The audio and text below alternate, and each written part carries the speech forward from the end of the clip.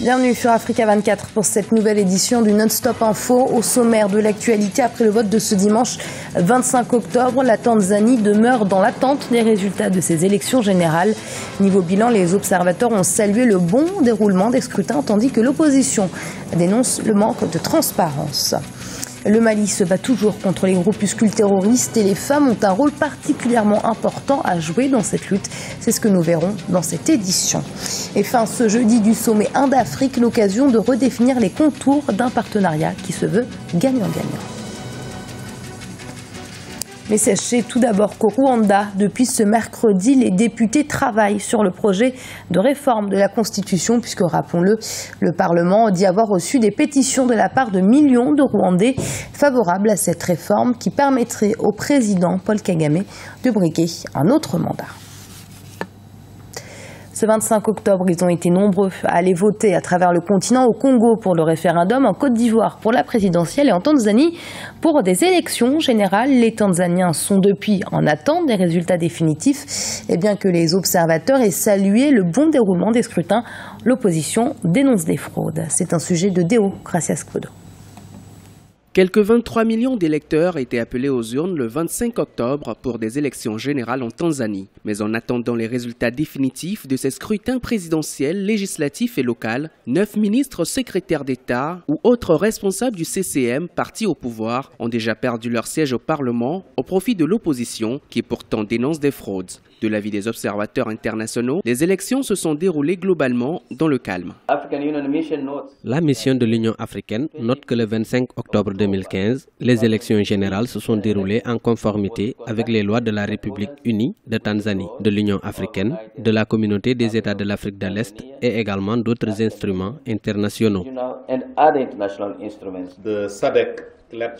La mission d'observation électorale de la SADC conclut que les élections générales de 2015 en République unie de Tanzanie ont été libres, justes, transparentes, crédibles, pacifiques et reflètent la volonté du peuple tanzanien.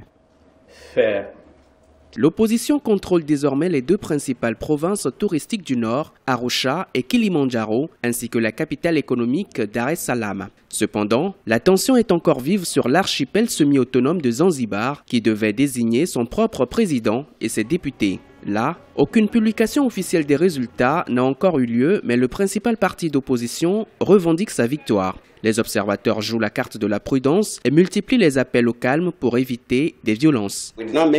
Nous ne pouvons pas être pour le moment très catégoriques, parce qu'il s'agit d'abord d'un rapport préliminaire. Par exemple, à Zanzibar, il y a une sorte de tension. Il nous faut être prudents. Toutefois, nous sommes très satisfaits de cette première phase du processus électoral. Selon les résultats provisoires annoncés mardi 27 octobre par la Commission électorale nationale et après un décompte portant sur 133 des 264 circonscriptions, John Magufuli du parti Shamasha Mapinduzi au pouvoir est crédité de 56,51% des suffrages exprimés. Il devance provisoirement son principal adversaire, Edouard Lowassa, qui lui obtient 41,67% des suffrages. Les résultats définitifs devraient être publiés ce jeudi 29 octobre 2015. Et sachez que la commission électorale a soulevé des fraudes à Zanzibar, estimant que des électeurs avaient voté plusieurs fois. Le directeur de la commission électorale a donc annulé les élections dans cette région de Tanzanie, une invalidation qui pourrait bien avoir un impact sur l'annonce des résultats à l'échelle nationale. Les conflits qui se multiplient sur le continent africain freinent considérablement son développement économique. La paix est un facteur essentiel et indispensable à l'émergence du continent. Au nord du Mali, par exemple, alors que sur le terrain, les opérations militaires visant à éradiquer le terrorisme se poursuivent, les femmes aussi, à leur manière, jouent un rôle important dans la lutte contre ces nébuleuses. Jean-Célestin Ndjongue et Arwa Barkala. Les autorités maliennes continuent leur action de reconquête et de pacification du territoire. Ce mardi, un vaste filet lancé dans la région de Mopti, dans le centre du pays, a permis la mise aux arrêts de 12 présumés djihadistes qui ont ensuite été transférés à Bamako, la capitale. Une opération qui a fait la fierté des femmes maliennes qui pensent qu'elles ont elles aussi leur partition à jouer pour restaurer la sécurité et l'unité du Mali. Quand il y a le djihadisme, c'est les femmes qui souffrent, les femmes et les enfants.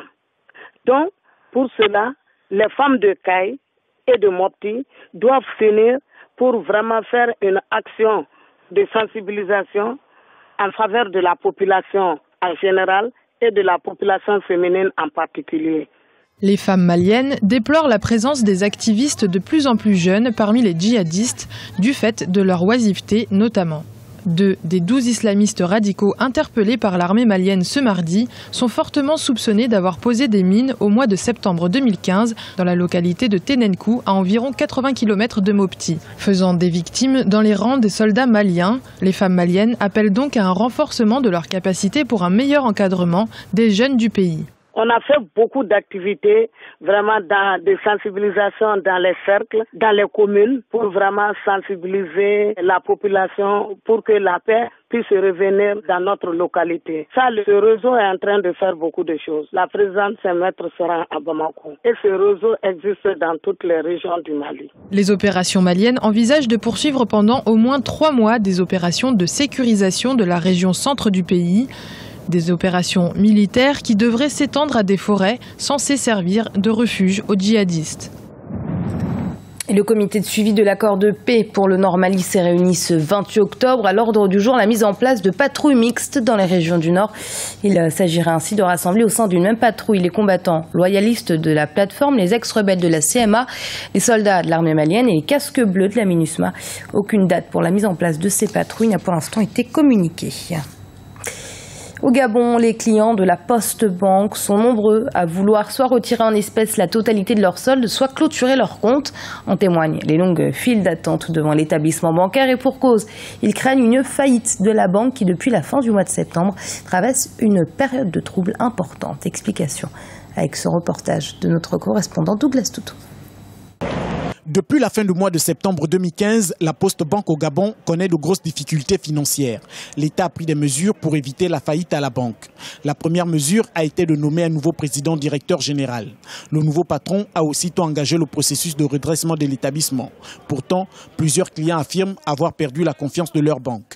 Depuis le 25, je voudrais prendre mon argent. Jusqu'à ce jour, vous-même vous voyez, on est en train de faire la queue. Mais on ne nous dit rien, il n'y a aucune information. Nous sommes arrivés le 23 à la poste et ils nous ont dit qu'il n'était pas possible de dépasser 50 000 francs. Je suis venu pour clôturer mon compte à la Poste Banque parce que je ne suis pas satisfait de ce qui se passe. Lorsque le contrat de confiance est rompu, en fait, c'est ça le problème. Depuis sa nomination il y a une semaine, le nouveau PDG de la Poste Banque multiplie les réunions pour mieux comprendre le problème. Dans ce sens, les comptes d'épargne ouverts avant 2007 ont été gelés.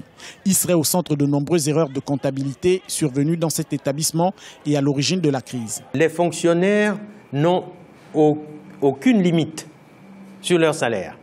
Les limites qui ont été mises en place concernent les comptes d'épargne, où nous avons des incertitudes à vérifier. Mais sachez que les cas spécifiques sont servis. Et ce que nous essayons de faire, c'est de faire comprendre à la clientèle de venir à nos guichets retirer ce dont ils ont besoin. Et non de venir retirer juste parce qu'ils ont quelques inquiétudes. Toutes les garanties sont en place. Des faiblesses dans l'organisation, les outils et procédures de la Poste Banque sont autant de critères à l'origine des turbulences que traverse l'établissement. Pour Michael Adondé, il y a lieu de mettre sur pied un plan d'urgence. Il entend dans un premier temps stabiliser la situation, arrêter la saignée, revoir le plan stratégique, sécuriser les épargnants et amener la Poste Banque à fonctionner comme toutes les autres banques. Le sommet Inde-Afrique prend fin ce jeudi, un sommet qui s'inscrit dans une dynamique de partenariat gagnant-gagnant entre l'Inde et les pays du continent africain et qui intervient au moment où la Chine, principal collaborateur de l'Afrique, connaît un ralentissement de sa croissance. Idlat Mirabel-Bissou. Le 3e sommet Inde-Afrique, ouvert le 26 octobre 2015 à New Delhi, prend fin ce jeudi 29 octobre.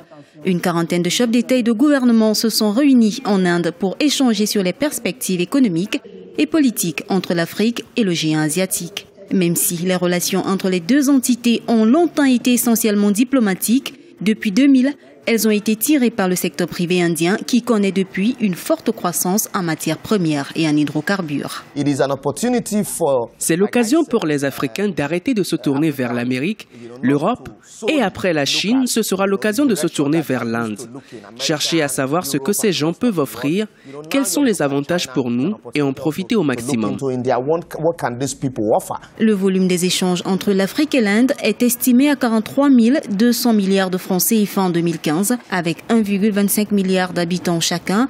L'Inde et l'Afrique représentent le tiers de l'humanité. En plus, les deux ont une population jeune et des ressources naturelles importantes. Autant de points communs qui contribuent à faciliter les échanges sur le développement durable. Sur certains plans comme la démographie, la pauvreté ou encore les différentes affections, l'Inde et l'Afrique ont des similitudes. Mais la différence, c'est que les Indiens ne croisent pas les bras. Ils ont du savoir-faire et de la technologie. Nous devons donc aller à leur école. Dans le sillage des 2 derniers sommets, l'Inde a accordé à l'Afrique un crédit de 1,2 million de dollars pour la formation de 25 000 Africains. La diaspora indienne en Afrique est estimée à 2,7 millions de personnes. L'Afrique, considérée comme un pôle d'avenir, est un marché convoité par des entreprises indiennes, notamment dans le secteur des services, dans les industries pharmaceutiques et automobiles. Et ce journal a été préparé par l'ensemble de la rédaction. Merci de l'avoir suivi. Restez sur Africa 24. Dans un instant, une nouvelle édition de l'information.